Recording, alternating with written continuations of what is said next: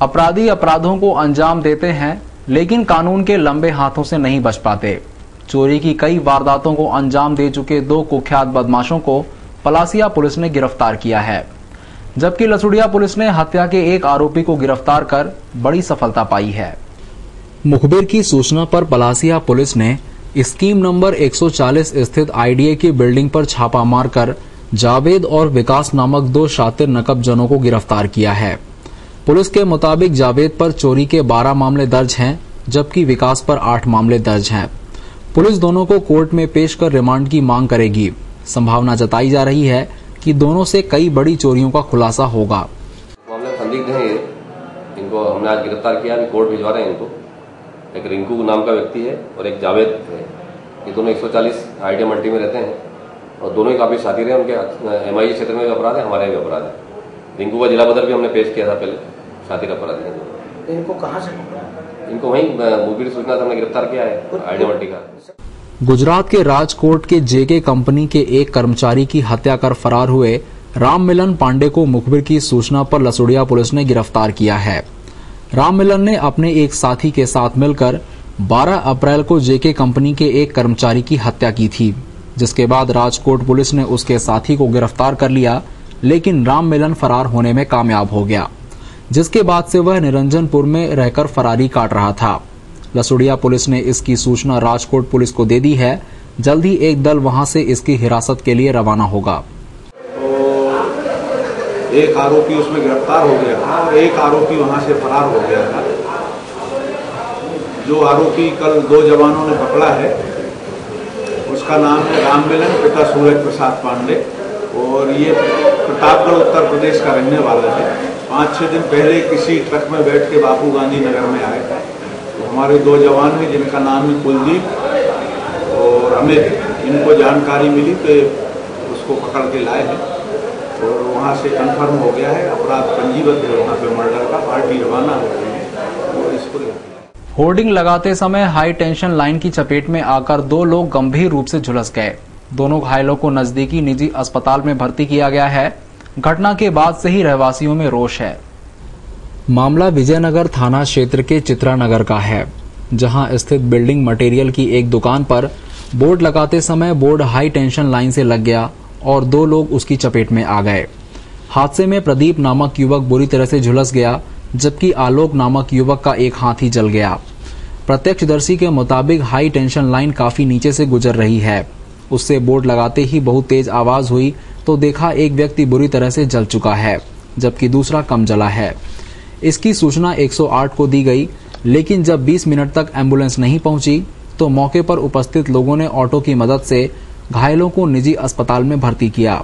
वहां के रहवासियों के मुताबिक इस जगह पर पहले भी ऐसे हादसे हो चुके हैं, जिसके बाद से लाइन और भी नीचे हो गई है, लेकिन जिम्मेदार उस पर ध्यान नहीं दे रहे हैं। इस बात को लेकर रहवासियों ने अपना रोष प्रकट किया है। 108 को फोन लगाया, 20 मिनट तक 108 नहीं आई, 108 एम्बुलेंस नहीं आई। इसके बाद में उसको ऑटो में बिठाया, हॉस्पिटल भिजवाया। ये लाइन 10 साल पहले भी एक हादसा हुआ था जिसमें एक बंगाली लड़के की मौत हो चुकी थी। एक पूरा जल गया है, वो अभी आप लोगों के सामने बुला देंगे। और इसके पहले 3-4 साल पहले भी एक हादसा हुआ था कि बहुत ब्लास्ट हुआ था, उस समय भी कुछ लोग जले थे। वह पहले से ही एक शादी कर चुका था, लेकिन गर्भवती पत्नी को छोड़कर वह दूसरे से शादी करने चला था। लेकिन जैसे ही पहली वाली को पता चला, वह पहुंच गई उसकी शादी तोड़वाने। शादी टूट गई और बारातियों के साथ मारपीट भी कर दी गई। इस दौरान दहेज का सामान लूटने के आरोप भी लगा दिए गए। इसके बाद मामला थाने पहुंच गया। मामला है खजराना थाना क्षेत्र का। यहां रहने वाले काजी परिवार में शादी का माहौल था। आज उनकी लड़की की शादी थी, लेकिन जैसे ही बारात पहुंची उसके कुछ देर बाद ही एक महिला वहां पहुंच गई, जिसने सीधे जाकर दूल्हे का सेहरा खींचकर उसे 3-4 तमाचे जड़ दिए। उस धोखेबाज दूल्हे का नाम है उस्मान। वह पहले ही राधिका चौहान नामक इस महिला से शादी कर चुका था और महिला 3 महीने से गर्भवती है। लेकिन 3 दिन पहले वह अहमदाबाद जाने की बात कहकर घर से निकल गया और आज शादी करने पहुंच गया। अभी क्या चाहते हो आप? उसकी शादी उससे ना हो, चाहो वो शादी करे। मैं मेरी लाइफ सुनना बर्बाद करूँ। उसके पीछे मेरे पति ने मुझे छोड़ दिया। मेरे 2 बच्चे थे। मेरा पति 15 दिन पहले बेटी लेके गया मेरे से। इनके माँ बाप ने पिछले साल बोला दोनों बच्चों को छोड़ के आ जाओ, तो तो हम तुम्हें रख लेते। बोला हाँ, बोले तुम दोनों बच्चों को छोड़ के आ जाओ। तो आप मैंने बोला हाँ, तो हम तुम्हें रखने को तैयार है, दोनों बच्चों को छोड़ के आओ। मैंने कहा जब आप अपने 28 साल के डोगे को नहीं छोड़ सकते हो तो मैं अपने मासूम बच्चों को कैसे छोड़ दूं? आप पहले से शादीशुदा हैं? हाँ, मैं पहले से शादीशुदा थी। ये चीज उनके घर वाले भी जानते हैं और वो भी जानते हैं। और अगर आपको विश्वास नहीं हो तो मेरे एरिया के कॉर्नर पे जाना और वहाँ पूछना कबीर और कौमसी के पापा कौन है। आप कहाँ रहते हो? यहाँ यहीं पे रहती हूँ, सिटी बस डिपो के वहाँ खजरानी चौराहे के वहाँ। मालवी नगर बोल। काम क्या करते हो? मैं तो कुछ भी नहीं, पार्लर का करती हूँ। तो आपकी से मुलाकात कैसे हुई थी? लेकिन आज ही राधिका भी उसके घर के क्षेत्र में एक महिला का मेकअप करने पहुंची और उसके घर सजावट देखी तो पड़ोसियों से पूछताछ की। वहां उसे पता चला कि उस्मान की शादी है। यह सुनते ही वह कामकाज छोड़कर सीधे उसकी शादी में पहुंची और शादी तुड़वा दी। उसने आरोप लगाया कि उसकी पहली शादी हो चुकी है, लेकिन उस्मान के प्रेम में पड़कर उसने अपने पति को छोड़ दिया। यहाँ तक कि उस्मान का परिवार उसके बच्चे भी छुड़वाना चाहते थे। मामले की शिकायत खजराना थाने में करने पहुंची राधिका को पुलिसकर्मी अपने साथ विजयनगर सीएसपी के पास ले गए। काजी परिवार के मुताबिक 3 महीने पहले उनके घर में एक शादी थी। उस समय से उस्मान के परिजन जल्दी शादी करने के पीछे पड़े थे। आज जब बारात आई, वे लोग खाना खाने के पहले ही शादी करने के पीछे पड़ रहे थे, लेकिन थोड़ी देर बाद उनकी पोल खुल गई तो दोनों पक्षों में जमकर मारपीट हो गई। आप पहले निकाह दो बोले, और निकाह के बाद हम लोग खाना खाएंगे। हाँ, फिर उसके बाद क्या? उसके बाद उन्होंने खून वून फेंकने शुरू कर दिया। लड़का कौन है, कहाँ का रहने वाला है? यही का। क्या हुआ क्या था यहाँ पे? बारात लेके आए बस, और खाने हमने क्या खाना खा लो बोले नहीं। नई दुल्हन की मां ने आरोप लगाया कि बारात में आए लोग विवाद होने के बाद दहेज का सामान लूटकर भाग गए। उसका बापा झूठ बोल रहा है, बारात लेके आ गई। नहीं तो आपका बारात रकम भी नहीं बोला था कि हमारी लड़की बोल रहा है। और क्या भाई, हमारी आपका किस चीज को नुकसान पहुँचाया गया यहाँ पे? आपका नाम बता दीजिए। आपका नाम बताइए। अब दूल्हा फरार है और पुरानी दुल्हन नई दुल्हन के परिजनों के साथ मिलकर उसके खिलाफ थाने में शिकायत दर्ज करवाने का मन बना रही है।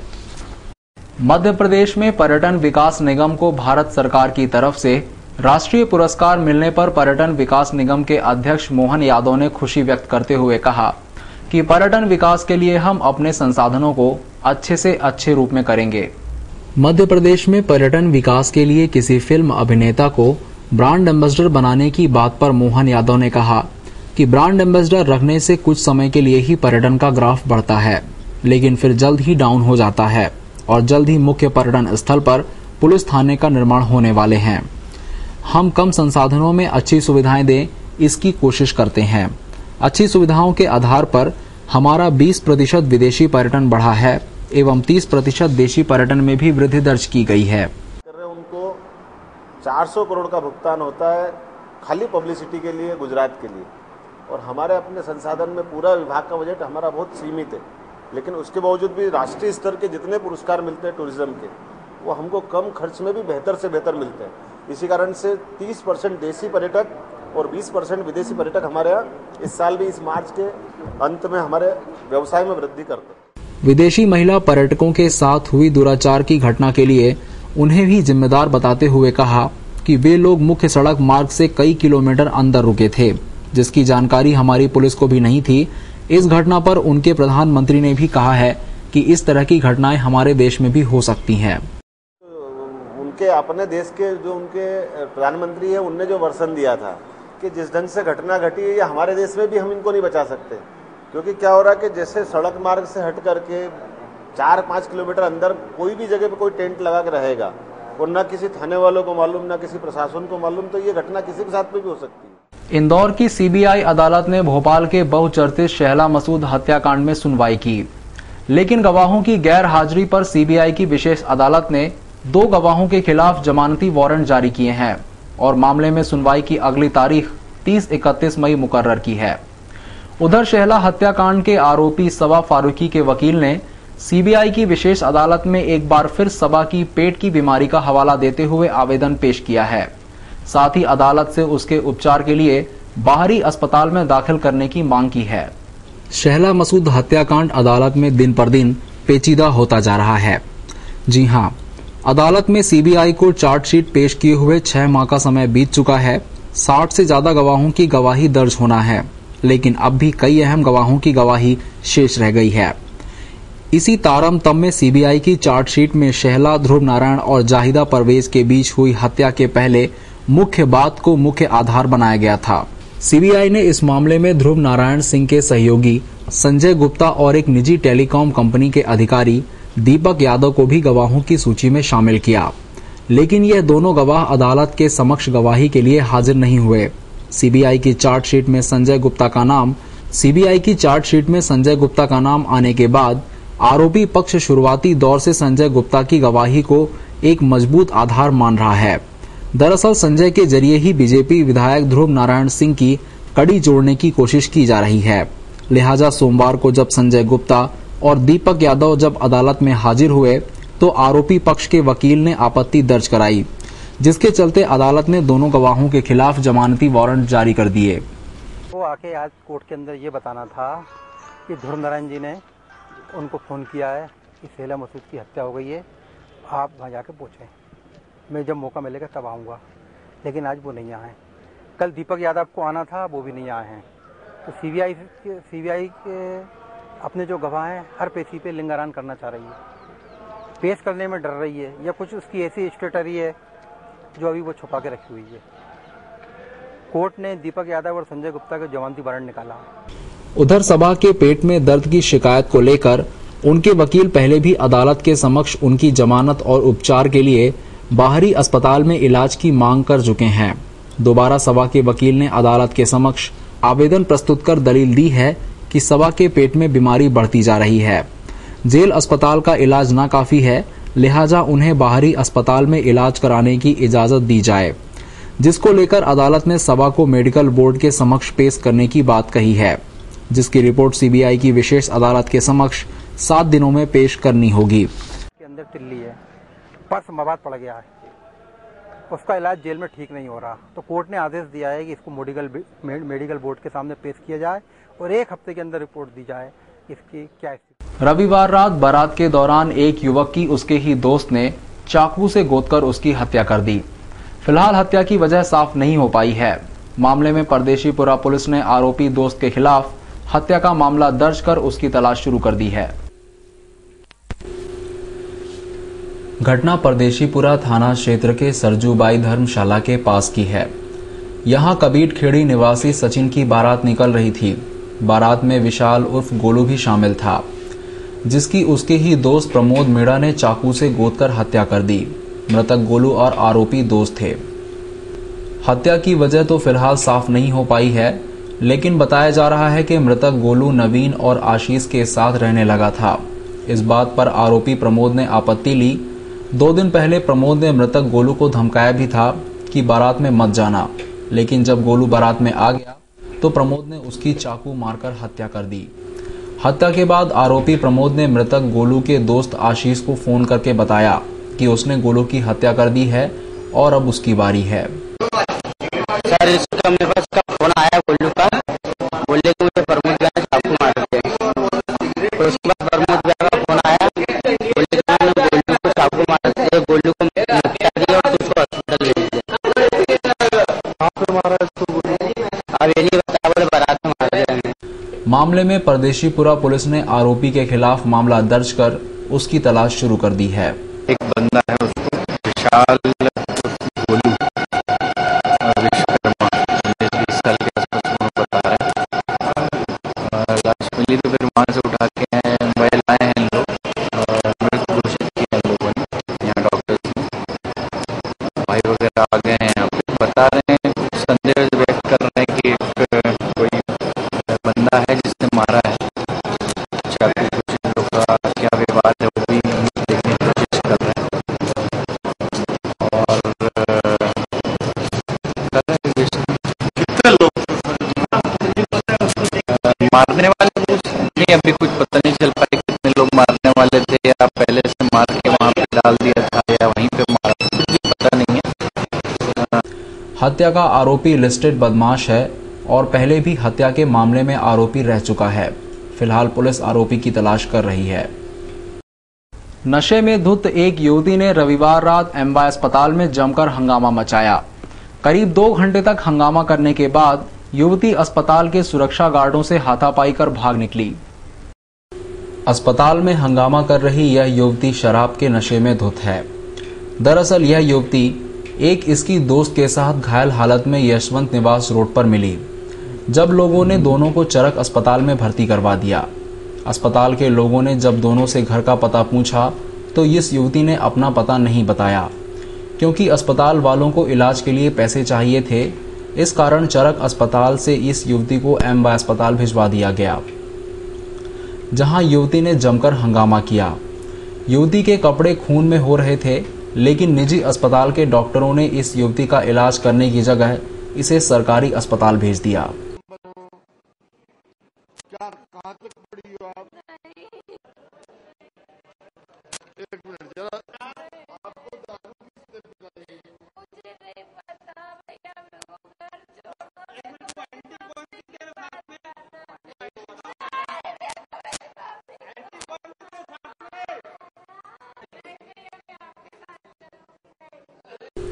करीब 1 घंटे तक यहां युवती नशे की हालत में हंगामा करती रही और सुरक्षा गार्ड इसे पकड़ते रहे।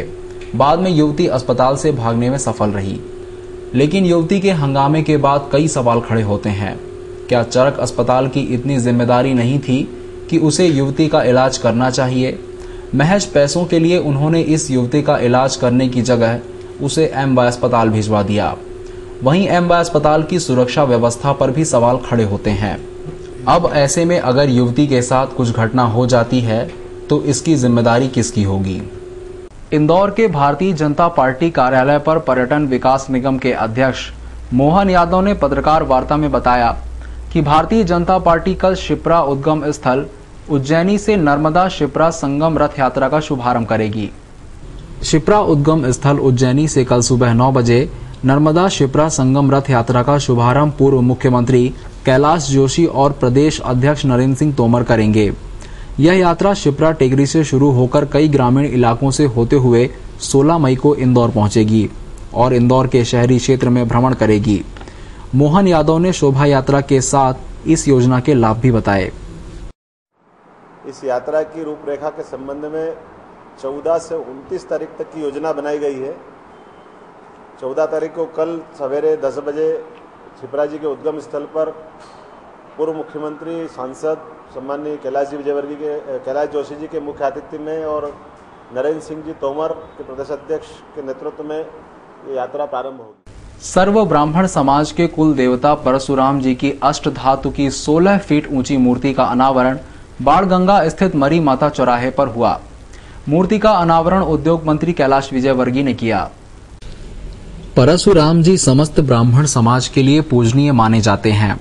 अष्ट धातु से बनी 16 फीट ऊंची इस मूर्ति का अनावरण उद्योग मंत्री कैलाश विजयवर्गीय और स्वास्थ्य राज्य मंत्री महेंद्र हार्डिया द्वारा किया गया है।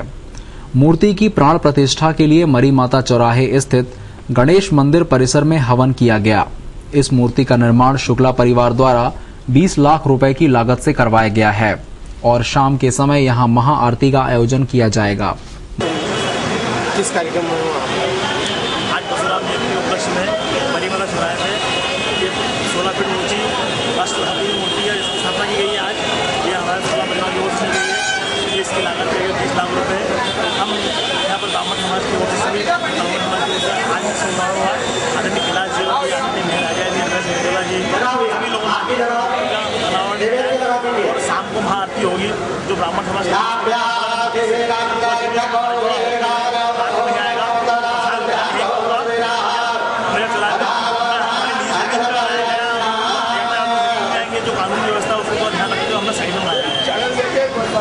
अक्षय तृतीया के पावन पर्व पर शहर में जगह जगह हर समाज के सामूहिक विवाह संपन्न हुए। वहीं निगम परिसर में वाल्मीकि समाज द्वारा मुख्यमंत्री कन्यादान योजना के तहत 151 जोड़ों का विवाह संपन्न हुआ। कभी न टूटने वाला अक्षय मुहूर्त मंगल का पर्व और खुशियों की बहार। घरों से लेकर पंडालों तक खिलखिलाते चेहरे, घोड़ी पर सवार इठलाते दूल्हे, शरारती दुल्हनियां और बैंड बाजों पर झूमते बाराती। यह उमंग से भरा नजारा सुबह से शहर में चारों ओर हर कहीं दिखाई दिया। आज का दिन बिना मुहूर्त की शादियों का है। इसके चलते शहर भर में चारों ओर सामूहिक विवाह की धूम रही, तो निगम परिसर में वाल्मीकि समाज के 151 जोड़े का विवाह मुख्यमंत्री कन्यादान योजना के तहत संपन्न हुआ। इस बारे में आयोजक का कहना था,